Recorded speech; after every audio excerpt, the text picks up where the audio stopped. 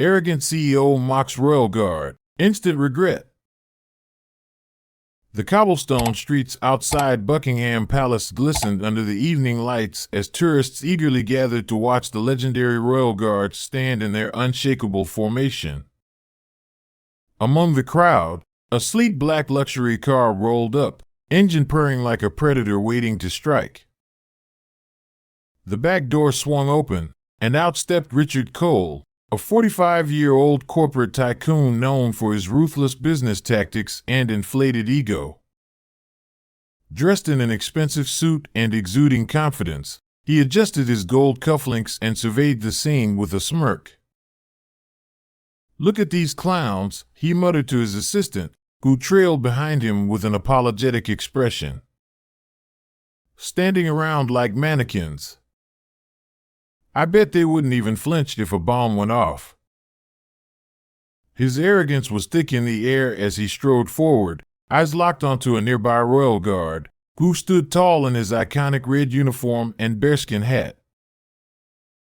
Richard chuckled and nudged his assistant.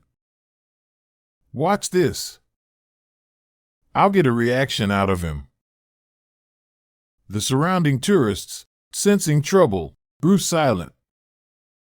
Some subtly pulled out their phones, while others simply watched, uneasy. They had seen situations like this before, and they never ended well. Richard stood inches away from the guard, tilting his head and examining the soldier like a curious child. "Hey, soldier boy," he sneered. "Ever think about getting a real job?" Silence. The guard remained motionless, his training unshaken. Richard's smirk deepened. "Oh, come on.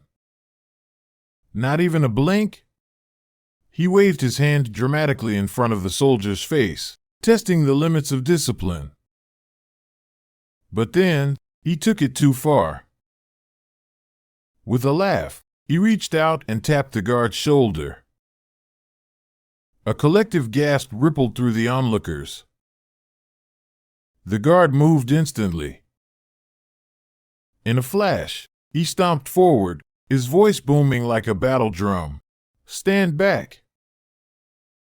Richard, caught off guard, stumbled backward, his expensive shoes slipping on the slick pavement. His smirk was gone, replaced by a flicker of genuine fear. And then, from the corner of his eye, he spotted it, Buckingham Palace security approaching fast.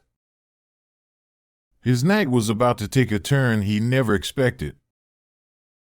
Before Richard could fully regain his footing, two security officers broke through the crowd, their faces set in grim determination. The energy in the air had shifted from amusement to deadly seriousness. "Sir," one of the officers said firmly, stepping between Richard and the guard, "you need to step back. Now." Richard, still recovering from his stumble, straightened his suit jacket and scoffed. "Are you serious? I barely touched the guy." The officer's gaze hardened. "This is a military post. Any interference with the Queen's Guard is a serious offense." Richard's assistant, now looking visibly panicked, whispered, "Richard, we should go." The crowd, sensing the shift in power, began murmuring in hushed excitement. Phones were still recording, capturing every second of Richard's downfall. "Come on," Richard scoffed, turning to his assistant. "This is ridiculous. They don't actually arrest people for this." The second officer stepped forward, his voice sharp. "You're coming with us, sir." Richard's face turned pale. He wasn't just being scolded. This was real.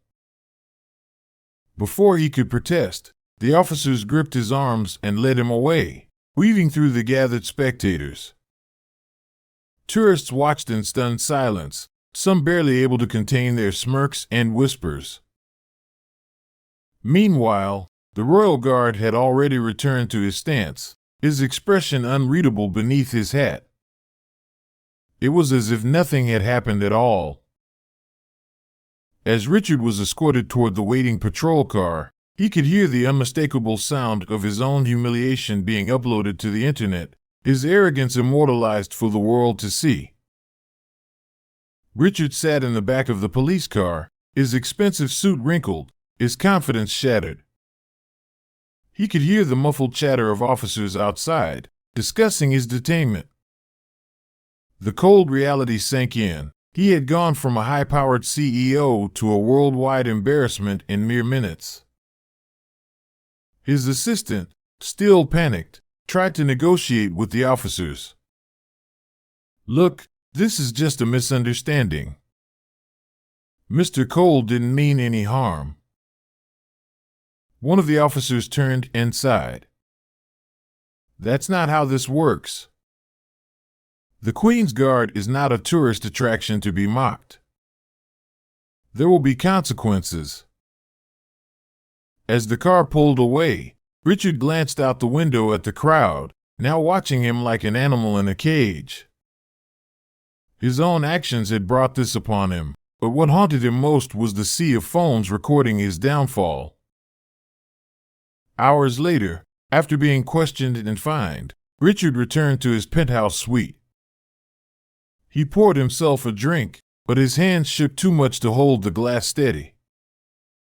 He opened his phone and, against his better judgment, checked social media.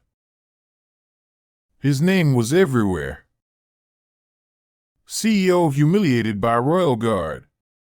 Millionaire's arrogance gets him arrested. Watch this entitled man get exactly what he deserves.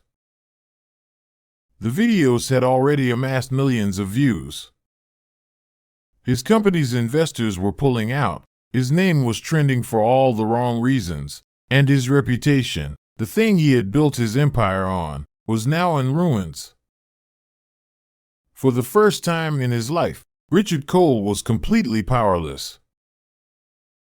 He leaned back in his chair, staring at the ceiling. A lesson had been learned, but at what cost? By morning, Richard's phone was flooded with messages from furious shareholders demanding explanations. News outlets ran the footage on repeat, analyzing every humiliating detail. His assistant sent frantic texts. "We need damage control. Investors are reconsidering their stakes." Richard rubbed his temples, regretting every second of his arrogant stunt. The internet was ruthless. Meme pages were flooding with edits of his shocked face, captions mocking his downfall. His brand, once associated with power, was now a punchline. A week later, Richard sat alone in his office, staring at the latest reports. His stock value had dropped significantly. Major deals were canceled. His arrogance had cost him more than he ever anticipated. With a deep sigh, he picked up his phone and typed out a public apology. He knew it wouldn't undo the damage, but it was the first step toward something he had never considered before: humility. As he hit send, he leaned back in his chair, his empire in tatters, his ego shattered. And all because he had underestimated the silent power of discipline and respect.